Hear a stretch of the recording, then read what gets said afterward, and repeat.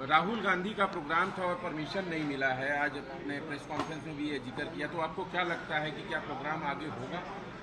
23 तारीख को राहुल जी आकर श्री रामपुर, शहीद मदीना और मिटिया ब्रुज में 3 जगह रैली करने वाले थे। और राहुल जी जब आते हैं और कहीं पर बोलते हैं तो वो सच बोलते हैं। उस सच में वो टीएमसी को भी आईना दिखाते और बीजेपी की तो वो बिल्कुल कलई खोलते, जो ज्ञानेश कुमार के साथ मिलकर हर जगह किया जा रहा है उसका वो पर्दाफाश करते। उससे डरकर जिस तरह से पुलिस और प्रशासन ने, इलेक्शन कमीशन ने उनको परमिशन नहीं दी, वो अपने आप में बहुत सवाल उठाता है। क्योंकि इन तीनों जगहों पर टीएमसी की और बीजेपी के नेताओं की मीटिंग हुई, तो नेता प्रतिपक्ष की मीटिंग में बाधा क्यों डाली जा रही है?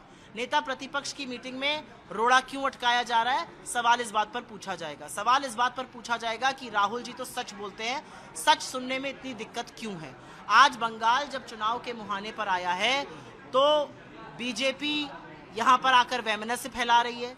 बीजेपी ने बंगाल के साथ सदैव सौतेला व्यवहार किया है, बंगाल के खिलाफ सेंटिमेंट बनाया है, बंगाल के खिलाफ बीजेपी ने क्या क्या बातें नहीं कही हैं। और अब जब हिसाब का टाइम आया तो एसआईआर लाकर 90 लाख लोगों के नाम काट दिए गए बीजेपी और इलेक्शन कमीशन ने मिलकर।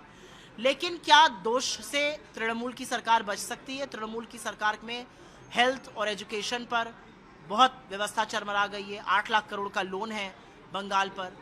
बेरोजगारी का ये आलम है कि 1500 रुपए के लिए 84 लाख एप्लीकेशन आती है यूथ की, और चीज़ें बहुत बेहतर हो सकती थी लेकिन वो नहीं हुई हैं।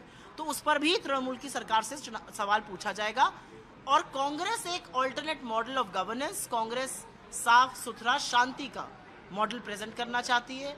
हम यूथ के लिए एआई की बात कर रहे हैं, स्टार्टअप्स की बात कर रहे हैं, एक एम्प्लॉयमेंट फंड की बात कर रहे हैं, महिलाओं के खाते में 2000 की बात कर रहे हैं, किसानों के लिए 200 यूनिट बिजली की बात कर रहे हैं। और मुझे लगता है कि ये एक कॉम्प्रिहेंसिव पैकेज है बंगाल के लिए। हम बंगाल को पूरे वो ख्याति देना चाहते हैं जो 47 से 77 के बीच में कांग्रेस की सरकार में बंगाल के नाम थी। मैम, जैसा कि भारतीय जनता पार्टी के मौजूदा मुख्यमंत्री डांस कर रहे हैं और मौजूदा सांसद, महिला सांसद है, नेत्री थी, वो यहाँ पर उनकी भाषा का मर्यादा, जैसा कि आपने प्रेस कॉन्फ्रेंस में बोला, वो सही नहीं है। प्रधानमंत्री जी विकास की बात नहीं, झालमुड़ी की बात कर रहे हैं। तो आपको क्या लगता है कि बंगाल किस तरफ जाएगा? देखिए, बंगाल को तो बीजेपी समझती ही नहीं है। बंगाल, उत्तर प्रदेश के मुख्यमंत्री आए और उन्होंने आकर कहा तुम मुझे खून दो मैं तुम्हें आज़ादी दूंगा, स्वामी विवेकानंद ने कहा था। ये असल में बात नेताजी सुभाष चंद्र बोस ने 1944 में रंगून में आज़ाद हिंद फौज रैली में कही थी। असलियत यह है कि स्वामी जी का निधन 1902 में ही हो गया था। तो आपने ये बात कहकर बंगाल के 2 महासपूतों का अपमान किया, नेताजी का भी अपमान किया और स्वामी जी का भी अपमान किया। तो आप बंगाल को समझते ही नहीं है।